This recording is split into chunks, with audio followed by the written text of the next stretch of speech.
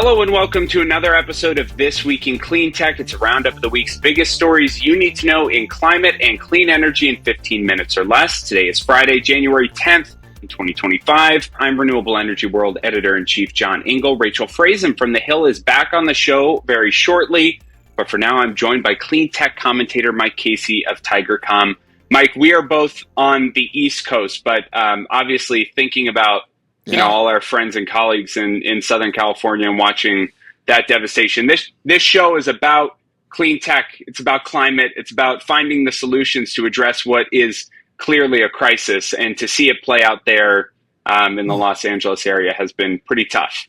Yeah, it has been. Yeah, and it's, John, the journey that I think this whole country is on, including your experience in the Asheville area from last year, it's just, the case for solving this problem keeps growing more heavy as time goes on. So I hear you. And I do want to thank Dave Kirkpatrick for giving us a shout out on LinkedIn. He says he loves the show. And even when you're on, John, he loves it. I really appreciate that. And with the new year, another crack right across the bow. We will certainly have more to say about what's happening in Southern California in future episodes, and I'm sure in the coming months as we figure out kind of what comes of that and the investigation plays out. But it is very much a live story right now. So with that, I want to encourage all of our listeners to continue sending in those story recommendations and nominations for Cleantecher of the Week. You can do that by emailing us at rew@clarionevents.com. Okay, Mike, story number one. Number one for 2025, Siobhan Wagner from Bloomberg. She wrote this great summary piece, EVs, Nuclear and Forever Chemicals, the Climate Predictions for 2025. I gave this one a shout out on LinkedIn.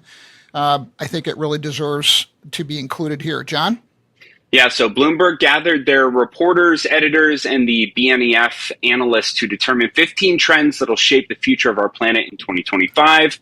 At the end of last year, we covered a few of these trends, including the projected slowdown in solar and nuclear energy's revival. Other trends included relaxed carbon offset standards, record heat in 2024, $1.3 trillion in COP29 pledges led by development banks, global plastic reduction efforts, a number of other issues related to textiles and the growing anti-consumption movement. But there are a few more we'd like to explore further. One of them is the potential for coal to receive a life extension due to the increasing demand for power to support data centers, factories, homes, and EVs. With clean energy projects not advancing fast enough, coal may be used to fill the gap. That doesn't seem like a step forward. For sure.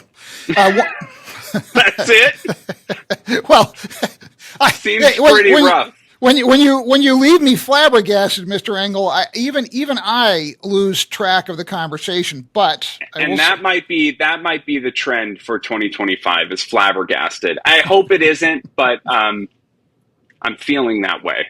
For sure. Well, one notable trend is how the oil markets are responding to the rapid success of Chinese EVs, which it's predicted will comprise 65% of global EV sales this year.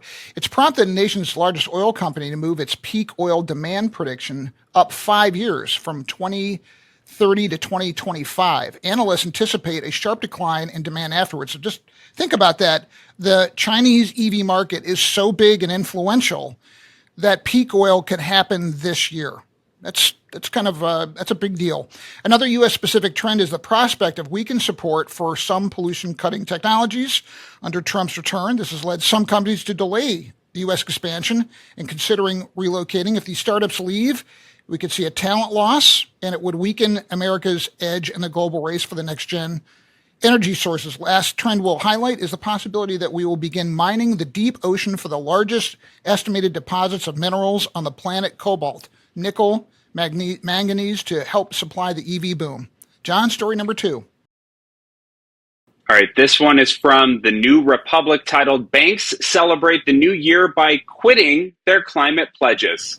More good news to ring in 2025. We're like agents of doom. And let me say this before you get into your summary. This will not become a doomerism podcast, but there are still some important stories to call out as we try to give you at least a summary of what's going on in the energy world. I agree. Okay, some of the world's biggest banks, including Bank of America and Morgan Stanley, left the Net Zero Banking Alliance, otherwise known as NZBA, which is out to align banking financial activities with carbon pollution cutting down to net zero by 2050. This discouraging move suggests that with a second Trump term, it's possible that these companies will just roll back their sustainability commitments and focus on profit. Some American conservatives call this anti-ESG push a win. And there's been a rise of quote-unquote anti-woke asset managers offering exchange-traded funds that give no regard to ESG or to climate pledges. John, what do you think? Yes. So banks leaving the NZBA won't derail decarbonization plans, but it definitely shows their shift back to profit-driven priorities. Banks will invest in clean energy if it's profitable, with or without net zero commitments. But right-wing climate reactionary governments will support fossil fuel investments as well. Another trend from the previous Bloomberg story is that ESG isn't going away. Since 2021, over $3 trillion has been invested globally in the energy transition, with more to follow regardless of the label it carries. What I wonder, Mike, is with the change of administration, the change in tone and expectations, see it with like Meta and their decision to go away from, content moderation to community notes. I really hope that some of these large corporations aren't going to split from their climate goals, because it's, more acceptable from, the federal level in whatever shape that takes under Trump. So we'll have to see how that all plays out. But I think that's going to be a really interesting story to follow in 2025 as we make sense of this AI power consumption and, data center boom. Mike, story number 3. Ari Natter and Stephanie Lai from Bloomberg. Trump says he wants no wind farms built during his presidency. John, we are full of good news today on this show, just full of it.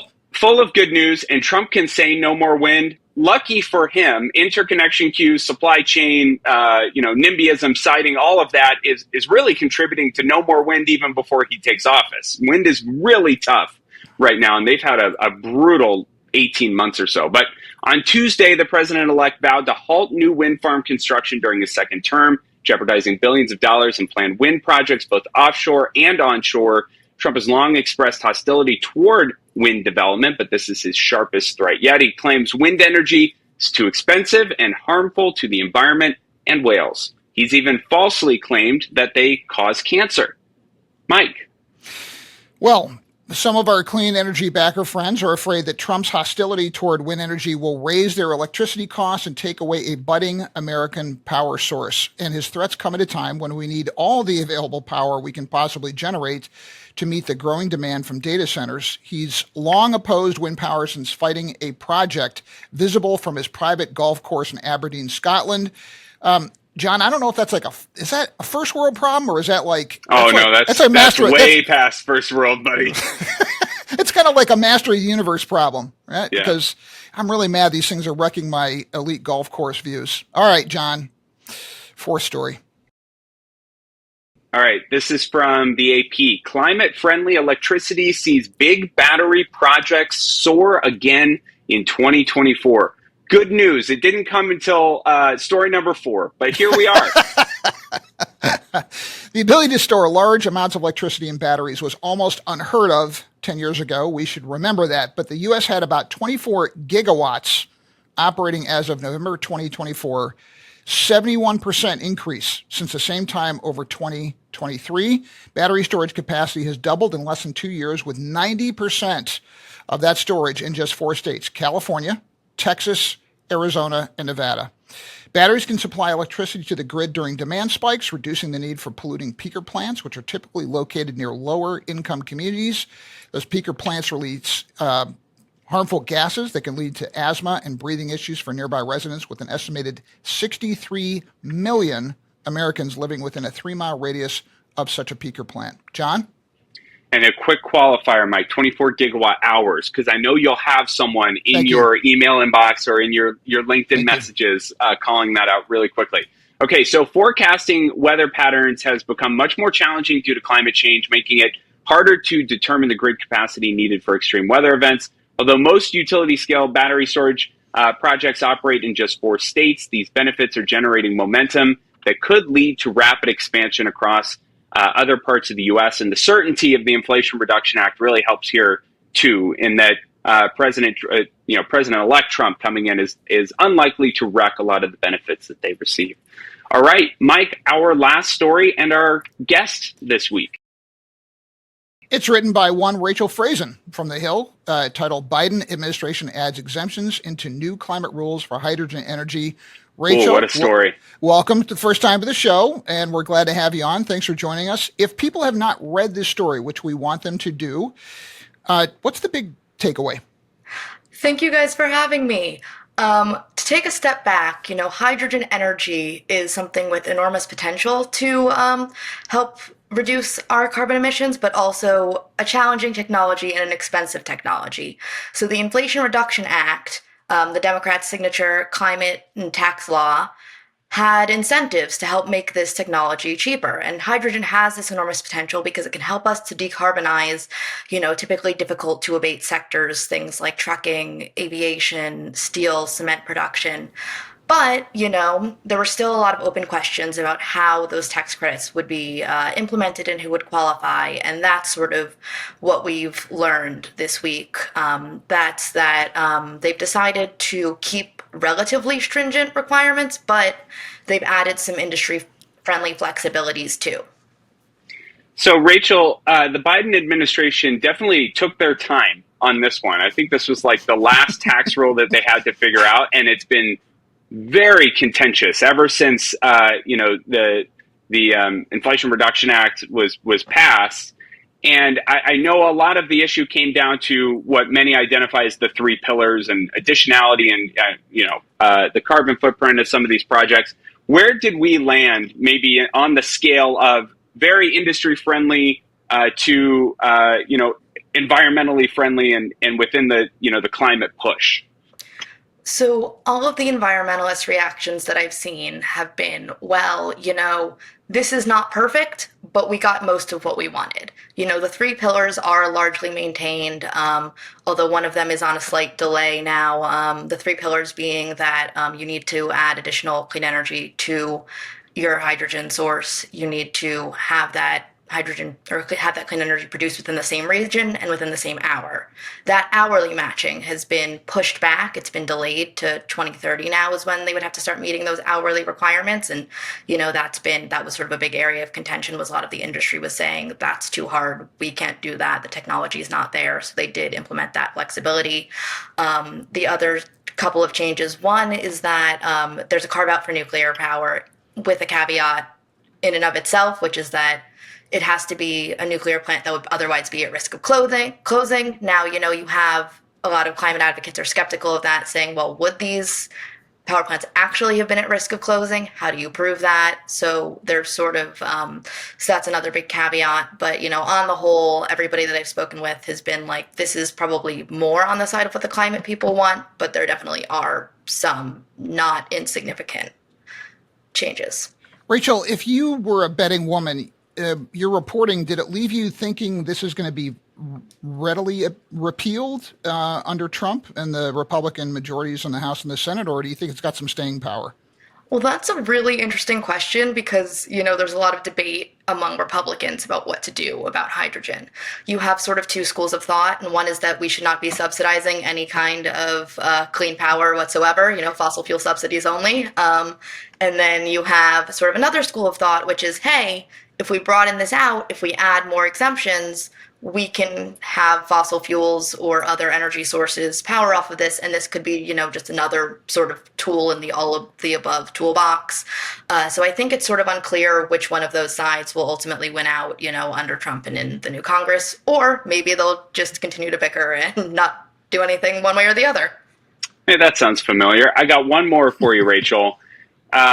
With the rules as they are now, based on your reporting and who you've been talking to, is it enough to jumpstart the hydrogen industry, which especially green hydrogen? And I've been skeptical over the last year on this show specifically, in that it's way too expensive, as you mentioned. I think the goal from the Biden administration was it $3 a kilogram? I can't remember what they were shooting for. It's very expensive, and there currently aren't any customers to buy the stuff. Like, it seems like some pretty big challenges still face the industry. What's industry saying about, is this now green hydrogen's moment, or is this going to be another one of those hype cycle shiny objects that go up and poof? It really is hard to say. I think that certainly, having the tax credit makes it more likely than not having the tax credit. It sort of brings at least some projects, it seems, into, more affordability and makes this, just a more likely solution than without it. But, it's not clear whether this will bridge the entire gap or just get us a little bit closer. And, like we've said, the politics are also challenging. And if those tax credits are repealed, I'm sure there's a lot of investors waiting to see sort of what becomes of the Inflation Reduction Act overall.